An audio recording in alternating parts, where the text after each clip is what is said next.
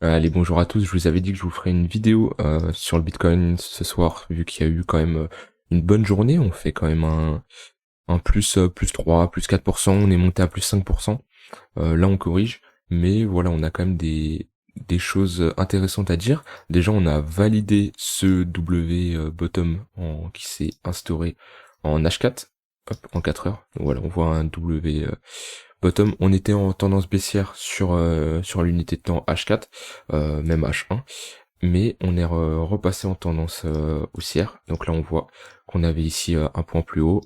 Ensuite, on a eu un point plus bas ici. On a eu un nouveau point plus haut, un point plus bas, un point plus haut. Et là, on a recassé la tendance quand on a refait un nouveau sommet avec la cassure du, du précédent plus haut, tout simplement. Donc là, on est en tendance haussière avec des creux et des sommets, hop, de plus en plus haut. Donc ça, c'est déjà quelque chose de bullish pour Bitcoin. Maintenant, attention, je l'avais dit dans une vidéo, va falloir se méfier des ratios de Fibonacci entre les 0,118 et les 0,786, puisque si le marché doit se retourner, si les grosses institutions, les gros portefeuilles, ceux qui ont énormément d'argent, s'ils veulent emmener le marché à la baisse tout simplement, ils vont le faire dans cette zone. Ils vont le faire dans cette zone parce que le fait de retourner dans cette zone, ça nous fait un potentiel M-top. Parce qu'en général, si on chute très fort, de manière brutale comme on a fait là, souvent le marché revient retester ces différents sommets, comme on est en train de faire actuellement. Et là, de toute façon, il y a deux éventualités. Soit on instaure un M dans cette zone de rechargement de short, un M en par exemple 1 heure ou 4 heures. Voilà, si on fait quelque chose comme ça, hop, avec clôture, hein, on parle bien avec clôture. Voilà, si on fait quelque chose, tac, tac, tac, donc on aura un M daily, donc on aura une nouvelle tendance baissière sur une unité de temps 4 heures, ça va sûrement former un M daily. Voilà. Donc le M 4 heures qui forme le M daily, et ça c'est quelque chose de très bearish, parce qu'en général, quand on fait des M, c'est bearish. Là on voit qu'on a un M, on part en tendance baissière. Là on fait plein de M, si je me mets en close line, vous allez les voir. Voilà, M, M, M, M, M, c'est très moche. Ici on fait un M, voilà, et si je rappelle bien, le top du marché au niveau des 70 000 $ a été fait par un M. Tac, tac, tac. Donc voilà, donc ça chose très importante, faut pas qu'on fasse de M daily. Donc on est dans cette zone de rechargement. Je vais juste regarder si on est en train de faire de diverger potentiellement. On n'a pas de divergence pour le moment. En H1, on n'a pas de divergence non plus, ou alors une petite, ouais, ça va être sur des unités de temps beaucoup plus courtes. Je pense que c'est en 15 minutes on en a une. On en a une qui est validée, mais rien d'affolant sur ces unités de temps. Faut pas qu'on voit de divergence en 1 heure ou en 4 heures, parce que ça pourrait nous indiquer un retournement du momentum, et le momentum pourrait être récupéré par les vendeurs, et les vendeurs pourraient instaurer un M-top dans cette zone.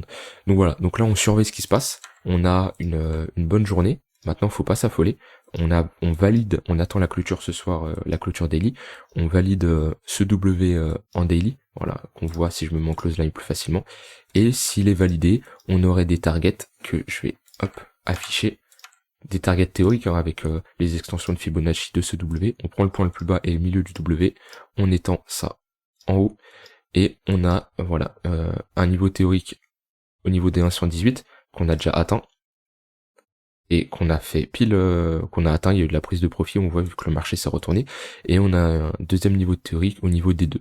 Donc le 1,118 c'est très souvent qu'on va aller chercher, les deux un peu moins souvent, mais voilà, on a déjà le niveau théorique qui a été validé, et on le voit très bien vu que pile sur cette zone on a eu une prise de profit, et c'est pour ça que le marché se retourne, parce que quand on a une prise de profit d'un ordre, par exemple d'un trade, ou d'un ordre d'achat tout simplement, on a, je sais pas où a été mis le stop loss, mais le TP en tout cas il a été mis là, qu'on a donc là on a un achat sur un niveau, et en fait quand on clôture l'ordre, on vend notre ordre. Si c'est un ordre d'achat, on le vend. Pour prendre des TP, on vend la crypto, l'ordre, etc.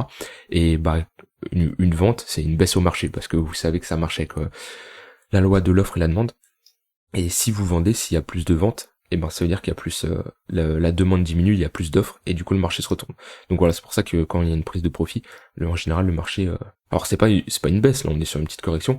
Maintenant attention aussi, on a une zone d'imbalance. Je le répète assez souvent, mais les zones d'imbalance c'est qu'on a un peu trop violent, et du coup on laisse des gaps, c'est des trous tout simplement dans le volume profile.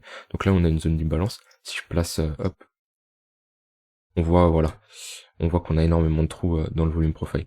Voilà, c'est quelque chose d'assez fréquent quand on pump, et c'est pour ça qu'en général quand on pump, le marché retrace une partie pour combler ce gap. Voilà, ici on a pump assez fortement et on a comblé le trou dans le volume profile. Là on l'a pas comblé au maximum, mais voilà, c'est quelque chose d'assez fréquent. Voilà, comme vous pouvez le voir ici, on pump, on a hop une zone d'imbalance, donc un déséquilibre de marché, un gap tout simplement ici, et on voit qu'on va le combler avec cette bougie rouge. Donc voilà, tout simplement pour le moment pour le Bitcoin, bah on attend la clôture, et si on clôture comme ça sera bullish. Maintenant, il faudra peut-être voir un pullback sur le W ici, sur la ligne de coup. Ça pourrait être quelque chose de bullish si on fait un pullback et on repart à la hausse. Moi, j'ai toujours du mal à me placer là pour du trading. Sur du court terme, il y a toujours des opportunités sur du 5-15 minutes, mais maintenant sur du 4 heures daily, de mon point de vue, c'est assez difficile de se placer là. Je le répète, mais pour moi, il n'y a rien à faire pour le moment. Si vous avez été un investisseur, vous avez pris des entrées intéressantes, ça se passait au niveau des 20 000 $, sous les 20 000 $, il y a des opportunités, parce qu'on était sur des niveaux importants, que ça soit le retour sur l'ancien ATH, on avait clairement des localisations intéressantes. En daily, potentiellement, on avait, suite à la validation de ce W, on avait un signal d'achat autour des 21 600, 700, avec ce W qui était validé. Mais là, pour le moment, il n'y a pas grand chose à faire, parce que, ok, peut-être la structure est bullish, mais on est dans une zone de localisation qui est assez haute, et pour moi, je ne me permettrai pas d'investir, de trader sur un niveau comme ça. Pour du DCA sur du long terme, ça peut toujours se faire, mais pour moi, là, actuellement, sur Bitcoin, il n'y a rien à faire. Par contre, sur d'autres altcoins, c'est intéressant. Voilà pour cette vidéo qui était assez courte, mais ça permet de faire un point de marché sur le Bitcoin. On se retrouve demain pour une nouvelle vidéo. Bye bye.